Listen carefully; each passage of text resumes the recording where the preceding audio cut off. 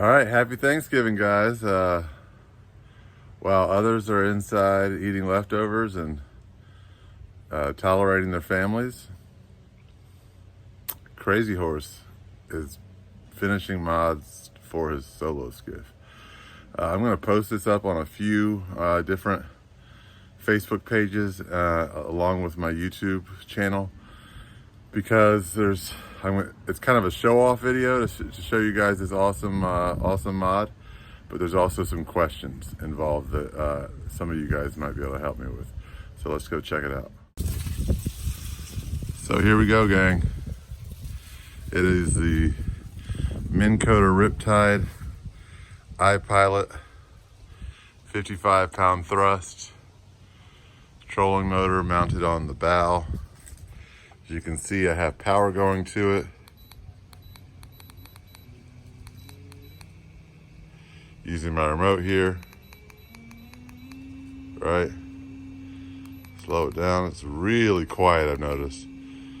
I love my Torpedo for all different reasons. It's just a very different motor than the Torpedo. But one of the things I like so far about this is it's just whisper silent. I mean, that's at a slow speed. And I got the phone right up to it, and it is quiet as a mouse.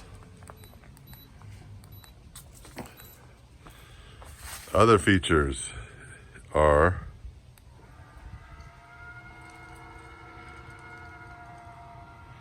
turning at 360 degrees, right? If I'm out in the water and I'm on fish, oh sorry, the turning is with these arrows. If I'm out in the water and I'm on fish, I push the anchor button, spot lock. And I can go up to here and click save. Okay? So that's all really cool. Because the remote moves, it thinks I'm moving. Watch this. See, look at the motor as I move I'm gonna move back here.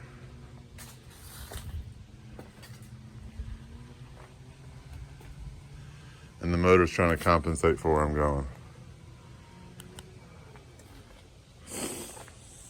Okay, so you guys probably saw my previous videos on how I mounted that. I'm not going to get into that right now, only to say that it is absolutely solid as a rock, not going anywhere. One disadvantage, I guess, I fish saltwater, so this is the saltwater Minn Kota. It's a lot heavier than the freshwater boat of the same version. The only silver lining to this is that I now have a lot of weight up on my bow, which is gonna help with weight distribution. So the power cord goes down through here and into my little hatch.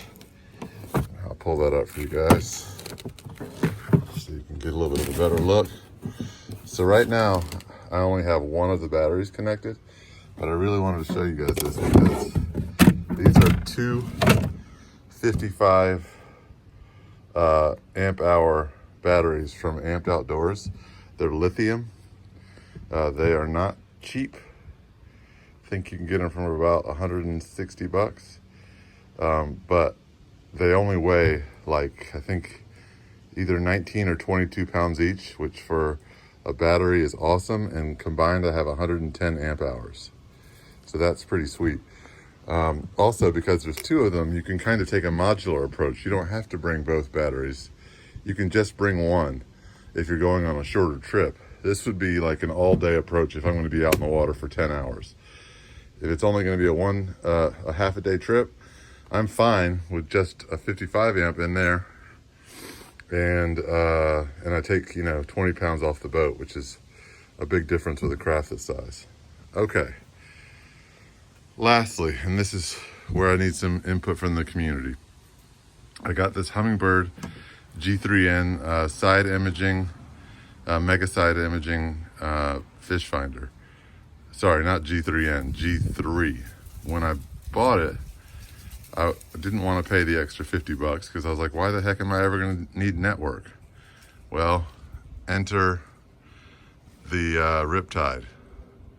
I need network because if I had it from the cockpit, I can just select a contour line, and this trolling motor will be able to keep me on a depth contour, which will be really helpful when trolling. So the question is, if anybody that has a Humminbird G3N that doesn't use the network features and wants to trade, I'll be willing to throw in some cash for mine for yours. So let me know. Here's a shot of the motor fully stowed.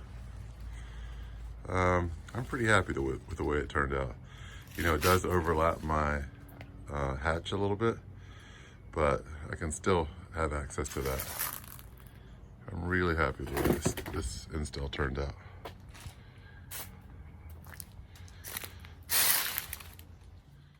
So gang, this is really going to make a big difference in my fishing. You know, if you've seen my videos about my Torpedo, you know that I'm really big on hands-free fishing. You got to have both hands free so you can, you know, be putting the right action on your lures. So when you get a strike, you can be reactive. And this mod really, if I can get the networking features right on the correct Humminbird, you know, I can just set it to follow a course and really never touch the boat. You know, it's almost like fishing off of a moving dock that takes you exactly where you want. So this is really the apex of fishing, I think. I don't know where it's going to go from here, but this is a big deal for me. Thanks for watching, guys. Leave questions down below, and also for mounting, you can watch my previous videos that show how I mounted it on the Solo Skiff. Thanks, guys.